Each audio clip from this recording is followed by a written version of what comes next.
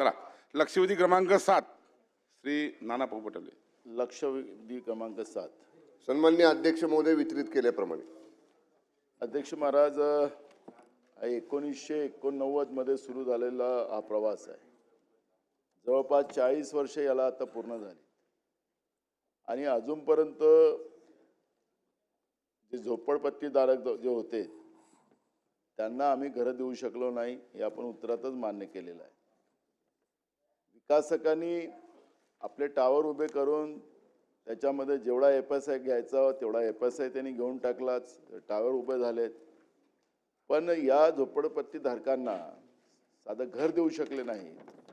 आणि त्याच्यामध्ये तुम्ही उत्तराच्या शेवटी सांगितलं की याच्यामध्ये अजून त्याला त्रिसदस्यीय समिती चौकशी करून 3 महिन्याच्या आत अहवाल सादर करण्याचे आदेश वगैरे दिले. म्हणजे त्याला तुम्ही काम करायला थांबवलं नाही आहे. आणि म्हणून मला असं वाटतं मंत्री महोदय, माननीय उपमुख्यमंत्र्याच्याकडे दालनात एक मीटिंग लावून वरिष्ठ सगळे अधिकारी ठेवून, कारण की हा एक मोठा इतिहास आहे आणि अशा पद्धतीचं, कारण की आता माननीय उपमुख्यमंत्र्यांनी जे काल मुंबईसाठी निर्णय घेतले त्याचं स्वागत सगळ्यांनीच केलं. पण झोपडपट्टीधारकांचे जे हाल मुंबईत आहेत ते काही संपत नाही. मला असं वाटतं की या लक्षवेधीच्या माध्यमातून एका प्रश्नाने त्या मुंबई शहरातल्या झोपडपट्टीधारकांचे प्रश्न सुटू शकतील असा माझा विश्वास आहे. आणि म्हणून माझी आपल्याला विनंती आहे, आपण उत्तर द्या.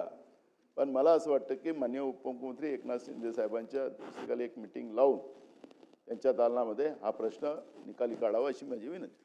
मान्य मंत्री महोदय. सन्माननीय अध्यक्ष महोदय, सन्माननीय ज्येष्ठ सदस्य नानाभाऊ यांनी जे या ठिकाणी मुद्दा उपस्थित केला आहे त्या संदर्भात कालिंदी डेव्हलपर्स देवी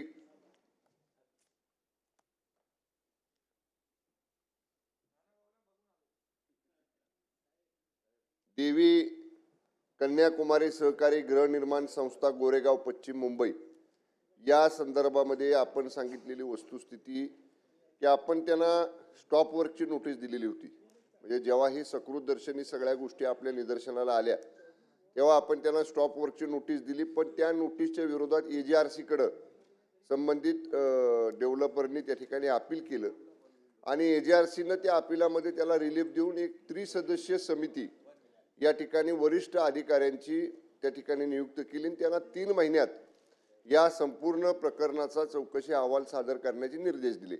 आता AGRC ही अर्धन्यायिक त्यांना अधिकार आहेत, त्यामुळे आता ती ओव्हररूल करणं जोपर्यंत त्या त्रिसदस्यीय समितीचा अहवाल येत नाही.